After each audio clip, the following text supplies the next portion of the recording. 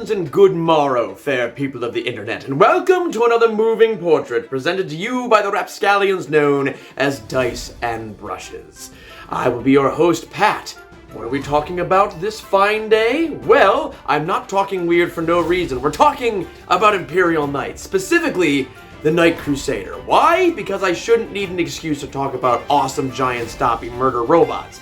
But the real reason is because the Knight Crusader is a big staple in my Knights force. It's one of my favorite Knights that I field, and I'll be honest, seems to perform the best out of all of my giant stompy murder robots. So, I wanted to take this tactics video. We'll talk a little bit about the history of the Knights and the Knight Crusader, see what the best way to kit one out is depending on how you want your force to work, and see some examples about how it can buff your army whilst obliterating your opponent's force at the same time. So, take up your arms, heft your shields, strap into your throne mechanicus, and join me on a chivalrous journey as we attempt to see just how we can murder our enemies while preserving our sense of chivalry and honor. Although relatively new to the standard 40k tabletop, Imperial Knights have been around for quite a while. They were first introduced in 1st edition Warhammer Epic, and the design choices were... Look at this. What is that one even doing? Like the little legs. Okay. Oh man, the new, shiny, polished, and way cooler lore tells us that Knights are all products of STCs, or Standard Template Constructs, and a triumph of technology for humans. However, back in the day, combat was only part of a Knight's duty. When humanity was first branching out into space under the guidance of Big Easy E, they'd bring a lot of STCs, including one to make Knights. Knights were, of course, meant for protection against any nasty flora or fauna the settlers may have come across, but they were also meant for heavy construction, scouting, and even land clearance. That's right, folks. Has this ever happened to you? You're attempting to clear some land with a chainsaw, or a brush hog, or Emperor forbid a shovel or something. Wake up! It's the 3100th century. You need an egregiously overpowered mechanical death machine. Remember, shrubs and standard bramble are just below Eldar and Cato Sicarius under things the Imperium barely tolerates. So don't just trim the verge, start the purge. Pick up the nearest screaming Astronomicon Psyker and order today. But things, of course, went bad because grimdark. After Horus threw his tantrum and Magnus did everything wrong, a ton of the Knight worlds were cut off or forgotten by the Imperium. Without any guidance, they did what the most reasonable settlers would do, create an incredibly involved system based on feudalism that merits tradition and chivalry over human life. Seriously, they did such a bad job at making a government that the nobles of the Knight houses literally preferred to go to war just to escape their royal and bureaucratic duties. This focus on war did eventually help them though, since all they had to do for fun was to build more knights and make up fancy titles for them and all of their extended family. Well, most planets that were cut off from the Imperium got raffle-stomped by Xenos and Chaos forces. The ones that landed on Knight worlds were greeted by Sir Frothington Garbanzo Murdergun Flamehand, wielder of the Holy Poking Stick and Sovereign King Duke of House Blood Sugar Sex Magic, and 800 of their giant robot driving kin. This worked out pretty well until the Imperium got about 5% more of its crap together and remembered it may have left legions of colossal war robots on some backwater planets for the last few millennia. They showed up, told the Knights what was up, and now they're back in the fold. Mostly.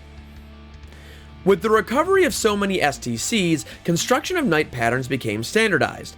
That's what gave us the glorious Knight Crusader. This pattern actually produces some controversy amongst the nobles of the great houses, as you're apparently supposed to just hit stuff with your knight, not stand back and shoot.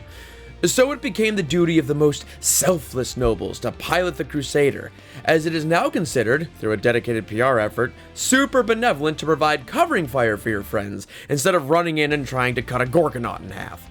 A truly honored and noble history we've just experienced, the origin of the Knights and the Knight Crusader. But what use is history if it's not put into action? For those who do not learn history are really bad at war games. So, we'll now put this into action and see what the Codex has to offer us to make our Knight Crusader just that much more crusady. Let's take a look at the initial stats for the Crusader. On its face, it's a pretty standard knight. Tons of wounds, insane toughness and strength, decent movement, and all the panache of a Jaeger from Pacific Rim, but with more Catholic history gone wrong vibes. The weapons are, of course, devastating, but that's pretty standard for knights. Your weapons better be pretty badass if you only get about 4 to 5 models for your 2,000 point army. The Avenger Gatling Cannon is just a great gun. In a post-Armor of Contempt world, this thing was designed to just murder Marine and Terminator equivalents. Strength 6, AP -2, and flat 2 damage with 12 shots means an average of about 8 hits, 6 wounds, and around 3 to 4 dead Marines per shooting attack. That's without even stacking buffs on top of it. The thermal cannon packs a punch as well, but I personally find the lower number of shots a bit discouraging, as with the inconsistent damage. It's basically a melt-to-las cannon, but it only gets more consistent if you're within half range, which kinda defeats the point of having a super tough weapons platform standing in the back, raining death on your enemies. I'd take it if I was fighting other knights, a lot of tanks, or something where you really need that strength 9 and melt damage to shine. The battle cannon is much better with their new codex, as they cemented the damage at a flat 3 instead of the former D3, which was swingier than a politician trying to hit every demographic. Where it fails is its 2d6 shots, but if you maximize its blast capability or use some fun little shenanigans from the codex, you can easily fix it. As far as carapace weapons, I find that these are more a nice to have than a need to have. I like to spend my points on more knights rather than extra missiles if I can, as that adds flexibility and more objective grabbing potential. Melee is standard as well. No giant piss-off chainsword, just the ability to river dance your enemies to death. Finally, the Crusader sports a pretty cool bondsman ability. Every command phase, it can buff an armager's ballistic skill by 1.